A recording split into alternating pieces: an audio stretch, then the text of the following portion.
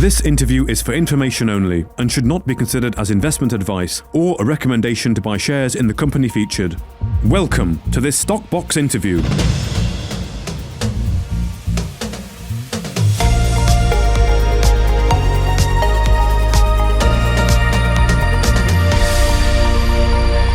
Joining us today is Professor Richard Conroy, the Chairman of Conroy Gold. Thank you for joining us again, Richard. I was checking back and it was just before the summer, or just at the start of the summer last year. It was last June that we last spoke. So I wonder if we can get a bit of an update really on what's been going on. Of course, the joint venture with Conroy Gold there with DEMA Export, who have been doing a lot of work, I understand, on the project throughout the summer.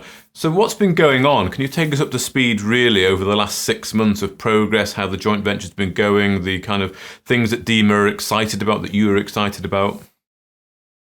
Well, there's a lot happened since last June, and as you say, the joint venture is now fully underway. All the organization and setting up and all the rest of it that was necessary, that's all been pretty well established now. So we're really in full flow from the point of view of the exploration and development program. And I suppose there are two main aspects to that, in that the drilling at Clontibret has worked out very well, and indeed in a recent hole has shown that the Clontibret gold target, the deposit, resource deposit, and the Corcaskea gold target, there's continuity between them. And that really transforms Clontibret. Clontibret was already big, now it may be very much bigger. So that's tremendous. And the other thing, of course, that we've been organizing is to look at the district as a whole. Mm-hmm. The joint venture, through our obviously license holdings, comprises about 800 square kilometers with a whole series of targets which we'd have loved to be looking at had we had the finance and resources to do so. Now we have, as in the joint venture. So we're able to look at the gold district as a whole. And this, of course, is enormously important. And I think it's a message that we have to get over to the market, indeed. Not that we haven't been saying it, but now we're able to say it in spades, as it were, in that it's not as if we've had the good fortune to discover a quite significant gold deposit, that's the one at Clontibret, but that we've discovered an entire new gold trend with a whole series of potential Clontibrets, and there's no reason to believe that Clontibret, although it was the first, was the biggest, and there could well be much bigger ones than even Clontibret is. But certainly there are a whole series of other targets and almost certainly a whole series of other deposits. So you're looking at something on a pretty large scale indeed. So it's been a fantastic 6 months since last June, and we're really looking forward now to the next 6 months. Okay, so I mean, in summary, what are you learning here? Are you learning really that you are looking at a whole new gold district with a big trend going on? You've mentioned there about finding multiple Clontibrets. Is that what you're learning here? Is that really there's a whole new district that's emerging? Well, the district had emerged, but the thing is now we're able to investigate it. We have the resources, the finance, the technical backup, all the things that are necessary to start looking at a whole series of targets and deciding, well, how many are there? How big are they? Which of them should we be going after first? The whole series of things. It really is a project now of a far greater magnitude. We could only imagine it beforehand. Now we're able to actually do it, and it's really fantastic. Okay. I'm just thinking, if there are a lot of these, if you're talking about a district scale and lots of targets, can that get a little bit then confusing? You won't know exactly where to start, where to go after the gold. We can't mine the whole of Ireland, so can it get a little bit too much? Can it get a bit confusing to understand? It's a nice problem to have now when you're thinking, have you got too much gold? No, it's been done in a very measured manner. We know, first of all, that we have Clontibret at an advanced stage. But even with Clontibret, we've known for a long while that it was open in all directions and open to depth. We've really only looked at about 20% of it. And on that, only to a relatively shallow level. And that's where we already have a resource of 500,000 ounces. If you just multiply up your 20% down to a couple hundred meters sort of thing, you're looking at 2 to 3 million ounces, something in that sort of order, but aware of the fact that it goes deeper and nobody knows what might be down there.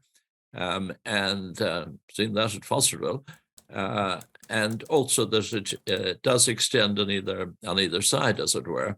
But the great breakthrough that we've made recently is that there is, in fact, not only an extension of Clontibret, but continuity with the very promising-looking Corcaskea gold target about half a mile away. And that really transforms things. It makes Clontibret not only big, but perhaps very big, even at a shallow level. So that's one tremendous move forward. At the same time, we're able, on a very methodical manner, to start looking at the other targets that already exist and begin to do preliminary exploration to see are there even further targets that we hadn't identified. Now, we're certainly not going to allow confusion to arise between them. There'll be a very organized approach to these and to development, because at the end of the day, the whole purpose of the joint venture is to be able to bring in one or more gold mines. It now looks as though there could well be a series of gold mines along the trend. And that's a tremendous position to be in for what was up until now just a junior exploration company. Now we've done an awful lot of work and so on, could see what the possibilities were. Now we're able to start achieving them. So is it fair to say then that the main objective that the joint venture that you both want to achieve here is to be able to bring in one or more gold mines? Is that the kind of the big end goal? Focus. That's the primary focus. But what we're able to do now, and with a very powerful joint venture partner, we're able to do it on a very large scale, is to see, yes, that's the target, first mine, second mine, but also that there are a series of other targets which in due course should make mines themselves. So it's a very, very strong position, both in the immediate future and looking in the long term. Okay. And can you perhaps just give us a snapshot or paint the picture of what's going on right now, then what work is going on to try and determine what? Just give us an idea of what's going on to what result. Sort of work that's going on is, first of all, as I think we mentioned, the drilling program at Clay Lake. We know Clay Lake is much bigger than Clontibret. Now we're able to start exploring it with a fairly comprehensive drilling program. And then over and beyond that, we're doing the sort of work, some of it very, as it were, routine, but it has to be done, deep overburden sampling and so on, which leads in turn to trenching and drilling at these various other gold targets, which could turn out to be gold deposits. So that's the sort of overall plan that's been proceeded with at the moment. And this is a plan that's been drawn up by both DEMA and yourselves, presumably working with your geologists. The technical teams are working together on this. We have the experience of having been there for the last 20 years, having discovered the trend, having discovered a whole series of targets.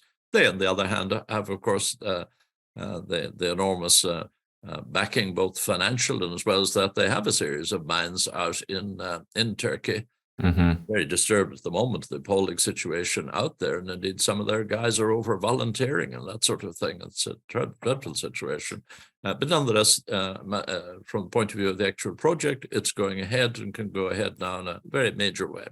And this is all planned or costed out over a period of time, I guess. Yeah, That's the sort of thing we've been working on over the last 6 months. There's a lot of work involved. It's a very, very large project or series of projects.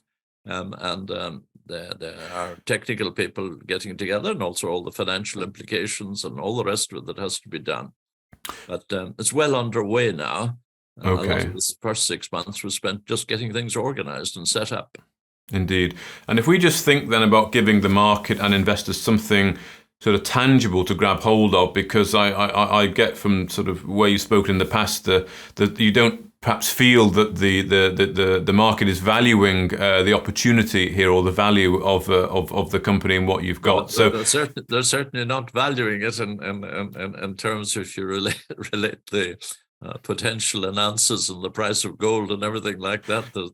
There is absolutely no comparison at all between the two. But in immediate terms, I suppose that we have the actual result, tremendous result that has come in, indicating continuity of Clontibret and Corcaskea, and the fact that we've now a major drilling program started at Clay Lake. Okay. At some point, do you think something significant will be announced? I mean, I'm not sure what it will be, whether it's an updated JORC, whether it's a bit of a mining plan. No, I don't think it's a question of something significant being announced. All the facts are out there in the open. We're in a situation in which we have an entire new district-scale gold trend, which could be of enormous value in terms of ounces and the resultant financial rewards of that. The information is out there now in the market. I think the market just still hasn't taken it on board. That they haven't fully taken on board even the fact of Clontibret, and they certainly haven't taken on board the fact that there are probably several Clontibrets, perhaps even bigger ones out there, and that we, from our point of view, will retain a minimum, if we so wish, of 42.5% of each mine project that's developed, and that we're carried in financially in its entirety right up to the mine construction stage. It's a fantastic situation to be in. It's out there in the public eye. Sooner or later, you're going to have people realizing the potential there. I've been around this course once before, but at that stage on a much smaller scale, in which we brought in a mine at Galmoy. All the information was out in the public view, but it took some guys out in Canada who had knowledge of the mining industry, realized the potential, and they started to buy up shares that had been sitting there moving relatively little at around about 20p. And eventually they went up to over £7, and then we'd split up the shares at that stage. Now we're on to something which potentially is far larger. It's out there. The facts are out there. You can sit down and look at them and come and visit, and we'll probably organize some visits in due course. But it's a tremendous, absolutely tremendous situation to be in. Okay. Well, thank you very much for giving us that update, Professor Richard Conroy, the Chairman of Conroy Gold.